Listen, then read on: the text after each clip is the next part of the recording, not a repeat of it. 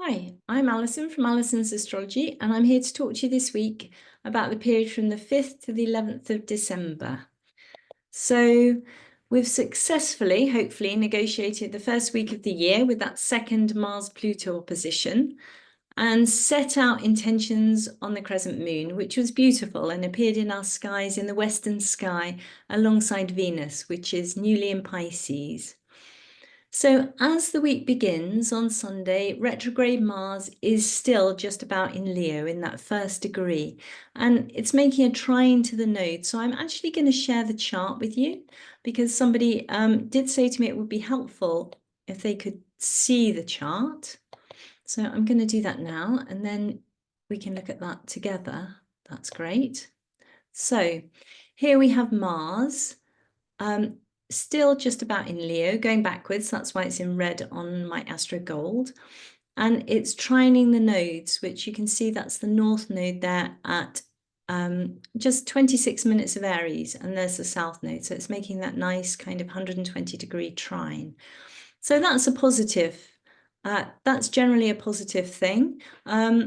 So if you're sort of having one last push to get something that you want or something like that, you know, thinking about you and how you go about getting it, then that trine to that north node in Aries is going to be helpful, I think.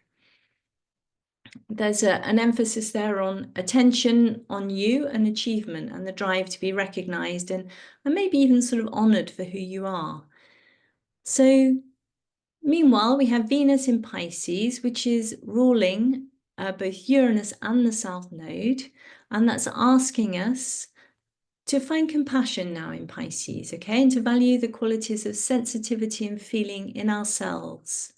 The moon's scooting through Pisces as well, and that confirms, I can show you that. So this is the moon here scooting through Pisces, and that's confirming those qualities of compassion. And here we have Venus. This is just past the ascendant where I'm actually talking from. So that's helpful. That's to do with compassion. It's sometimes to do with sacrifice as well. And what are we prepared to sacrifice to get that what we want, you know, to get that Martian recognition and energy and to go forward in our lives, because the North Node in Aries is still very much focused on moving forwards. As we move on, the challenge between Mercury and Neptune today might lead to some confusion. So Mercury, our thought processes, currently in Sagittarius, so thinking about the big picture and, you know, yeah, our future, but in a global kind of a way without much attention to detail. And that Neptune might be just confusing issues, really, and asking us to make sacrifices that we're not sure we're prepared to make.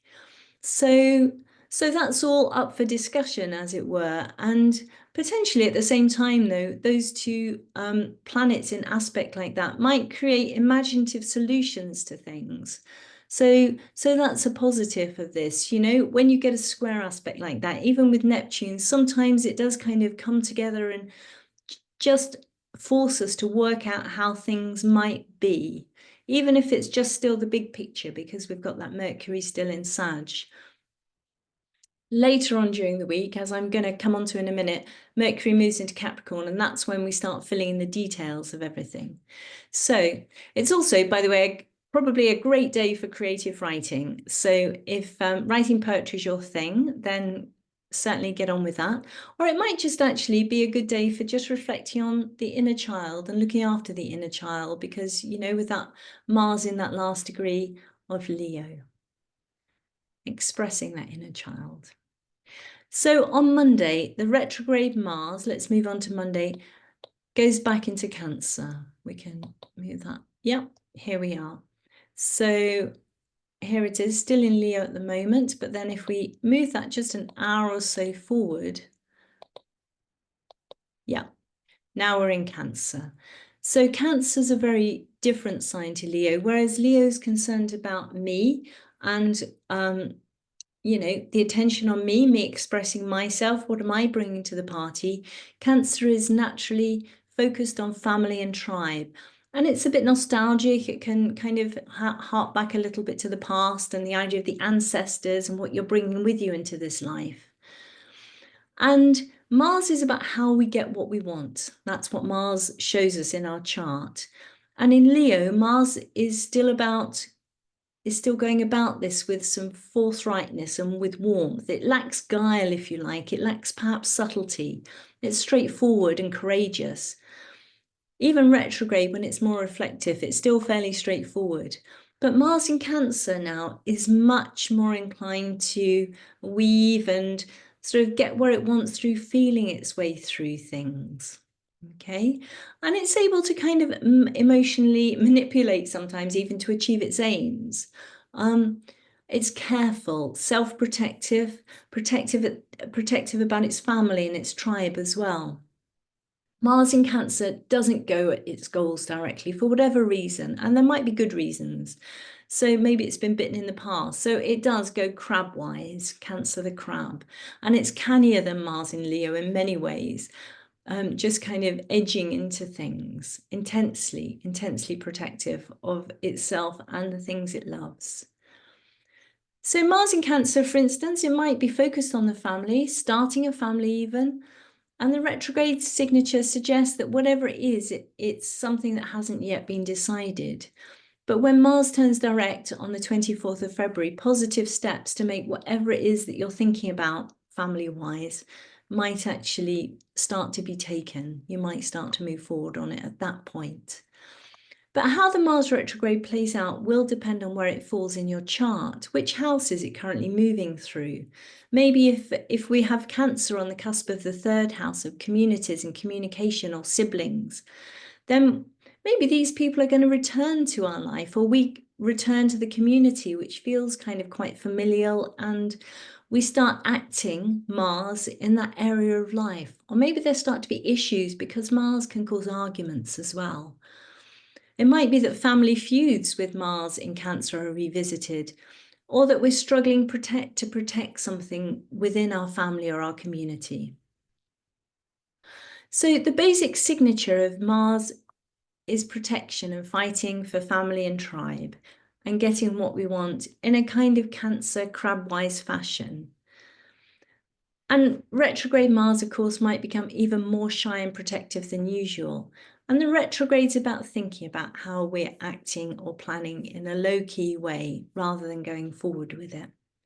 And then, as I mentioned, on Wednesday, Mercury moves into Capricorn. So there we have Mercury, and we'll move Mercury forward a couple of days. And lo and behold, yeah, there he is now in Capricorn. Okay, making a nice trine to the moon there, so that's helpful, but squaring these nodes, actually making a 90 degrees aspect to the nodes. So that suggests that whatever we're thinking about, actually, there could be some issues in actually getting it. So the god of communication and thought in Capricorn is becoming much more strategic. This is suggesting a shift in our thinking from that big picture in Sagittarius, and perhaps now it's changing the nodes, we're changing direction in something that we've been pondering, perhaps due to new information, maybe because we are actually having trouble making it happen. So our thinking and communication is becoming much more focused and pragmatic on how we can actually achieve what we want in reality. And it's square to that North node still in Aries, so it's about our goals and our aims, our quest, if you like. So we're thinking about how we can make that work. And that could be in our careers or in our public life. It could be, if Mercury's in Capricorn, it could be something to do with property. All kinds of options there. And then the week sort of continues, and Thursday and Friday, nothing too eventful happening. But as Saturday night crosses into Sunday morning, the nodes are changing signs. If you're using the true node, that is, as I am. So some people use the true node, which is where the nodes actually show up in the sky, even though they're actually the point at which the path of the sun crosses the path of the moon. So it's actually a point, not a body of energy like a planet. And you can use the true node, which is the actual place, and that goes backwards and forwards a little bit, or you can use the mean node, and the mean node takes an average. But now the north node is moving from Aries to Pisces if you're using the true node. If you use the mean node, you have to wait till the end of the month. Anyway, it's a major shift. And while Aries is all about me, my goals, my journey, my quest, who am I in this world, Pisces is completely different. It wants to lose itself, lose its individuality and merge with the whole. And let's just have a look at those nodes, which we're focused on. Here we are, that sign there, just moving forward and moving into Pisces. There we are, 29 Pisces. And that happens pretty much at midnight on Saturday. So if the north node's in Pisces, the south node is now in Virgo. So in Virgo, it wants to give practical help, while Pisces is about feeling, imagination, spirituality, compassion. It's about kind of the global stuff, you know, the numinous, if you like. It can be about religion, but it's not an organized religion. It's more about things like meditation and what we feel, you know, poetry, those things that just make us appreciate just how beautiful the world is. That's Pisces. And it's where we touch, if you like, on something greater than ourselves. And when this goes wrong, it can be about trying to find the spirituality through drugs and alcohol. If, you know, if nothing much is going on in our lives and we're miserable and we feel that lack of spiritual connection, drugs and alcohol can sometimes kind of seem to provide that. And if you look at somebody like Kurt Cobain, who had so much Pisces in his chart and wrote so much fantastic music, you know, and was obviously so connected and so sensitive, then it's very difficult to sustain that over a period of time. Yeah, and that can be when people can turn to other forms of trying to find that fix, if you like. Anyway, conversely, Virgo is about looking after our bodies and paying attention to our daily lives by ensuring that we have healthy rituals in place and that we pay attention to our bodily needs. So it's always going to be a balance. If we're going to be involved in the spiritual life, or we're going to be compassionate, we're going to be thinking about these other people. Imagine doctors working kind of 18 hours a day in a hospital, something like that. You know, that's very Piscean. But at the same time, they have to also pay attention not only to their bodily needs, but the bodily needs of their patients. There's always this balance to do. And if they don't pay attention to their bodily needs, they can't be that compassionate, spiritual, helpful person because they have nothing left to give. So that's why the balance of every time you have two signs, the balance is really important. One end of the axis instantly implies the other end of the axis. And it's all about finding our way between the two. So my astrologer friend Terry and I did actually put together a long video on how this shift might play out in different areas of the chart. So if you'd like to find out more about how this important nodal shift might impact you, you can just check out the other videos on my channel and just click on the one where Terry and I are talking. You can flick through, look at the transcript to where the North Node is in Pisces in your chart, and you'll get some clues. So if I'm summing up the week ahead, the shift of Mars to Cancer and the nodes into Pisces and Virgo, it looks like we might be thinking more about others. We might be thinking about the kinds of sacrifices we make for our families, but also the kinds of sacrifices that we might have to make for ourselves. And also, I think with Mercury moving into Capricorn, we might be planning our strategies a little bit more for moving forward, rather than just kind of looking at this global picture and then deciding how we can do that. What are we actually prepared to give up? Or what are we prepared to change in order to get what we want? So there we are. If you enjoyed the video, please remember to like and subscribe to tell the YouTube bots that you liked it. And also, if you're a Harry Styles fan, there's a free article by me on the Astrological Association website right now. It's our new magazine, Stella, and that tells you all about Harry and what makes him tick. So that's definitely worth a read. Nothing too complicated, straightforward astrology. The link, of course, will be below.